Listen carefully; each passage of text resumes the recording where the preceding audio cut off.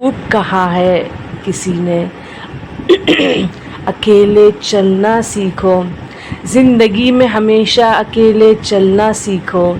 गिर जाओ फिर खुद उठो, फिर गिर जाओ फिर खुद उठो, लेकिन कभी दूसरों का सहारा न लो।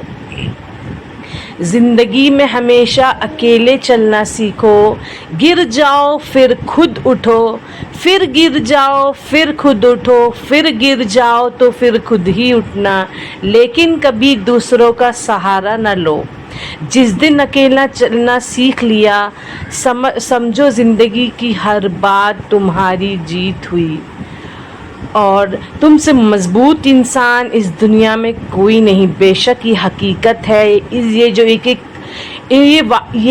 एक कॉल है, उसकी एक एक लाइन के एक एक हुर्फ 1 तोले सोने से भी ज़्यादा कीमती है, क्योंकि ये लाइन जो कहती है वो बहुत गहराई की बात कहती है कि गिर जाओ फिर उठो। मतलब अगर तुम अपने हालात से, अपनी तकलीफ़ों से, अपने दुखों से परेशान हो तो किसी का सहारा मत ढूंढो।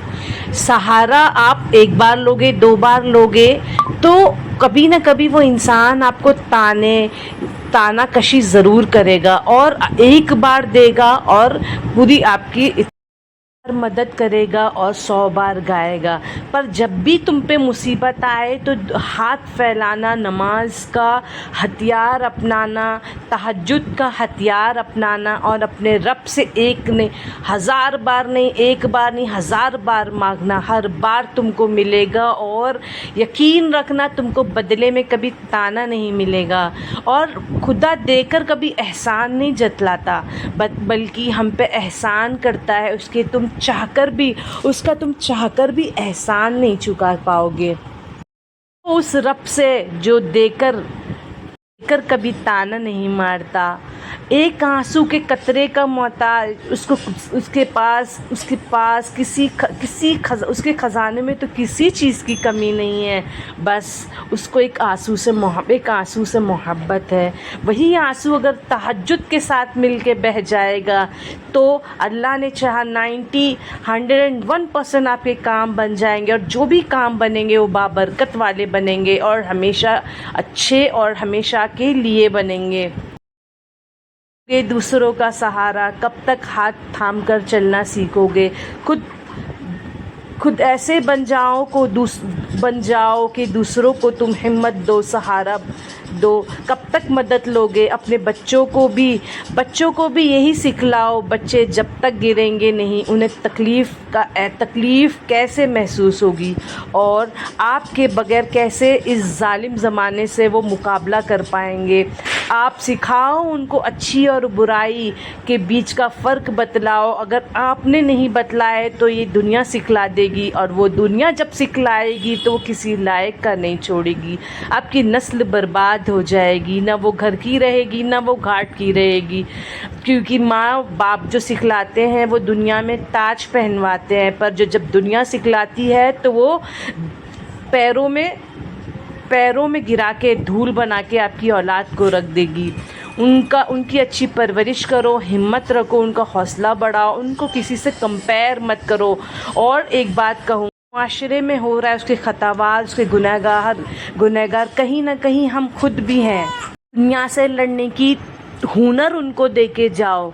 दुनिया में अगर ज़िंदा हो तो उनको इस दुनिया में तुम्हारे बाद कैसे जीना है, किसके साथ कैसे जीना है, किन के बीच में कितना दरमियान, कितने फासले रखने हैं, सही और गलत की पहचान सिखलाते जाओ।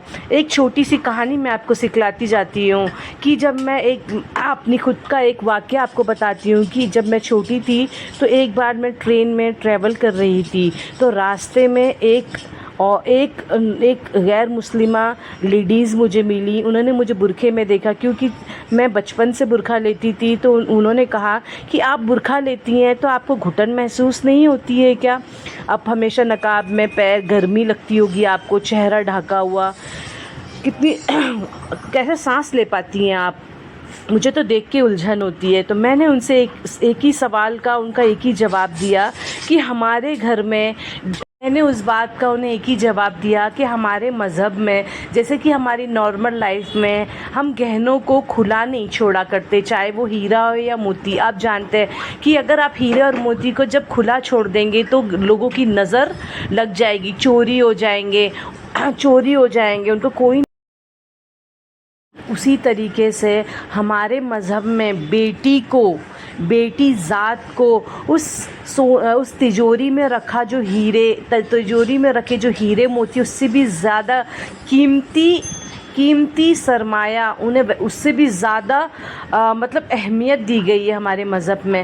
تو جب ہیرا موتی دنیا کا گہنے کو ہم کھلا نہیں چھوڑ سکتے، تو جو ہمارے گھر کی شہزادیاں ہیں، ہمارے معاشرے کی جو شہزادیاں ہیں، ننھی ننھی گڑیاں ہیں، جو بیٹیاں ہیں، ان کو ہم بے پردگی میں کیسے چھوڑیں؟ کہیں نہ کہیں ہم گنہگار ہیں، ہم نے اپنے بچوں کو بچپن سے پردہ نہیں سکھایا۔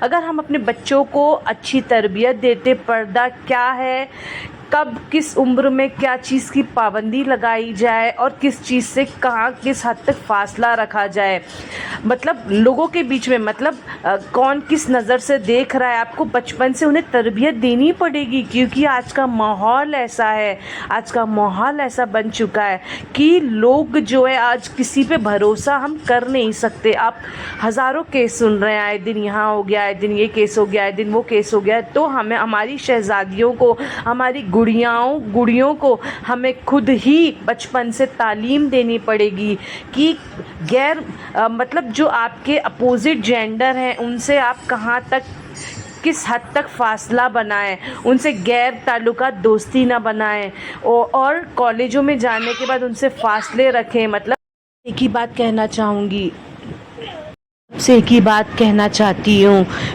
مکمل نچوڑ میرے بولنے کا یہی ہے کہ دنیا کی تعلیم کے ساتھ آخرت کی تعلیم بھی اپنی شہزادیوں کو ضرور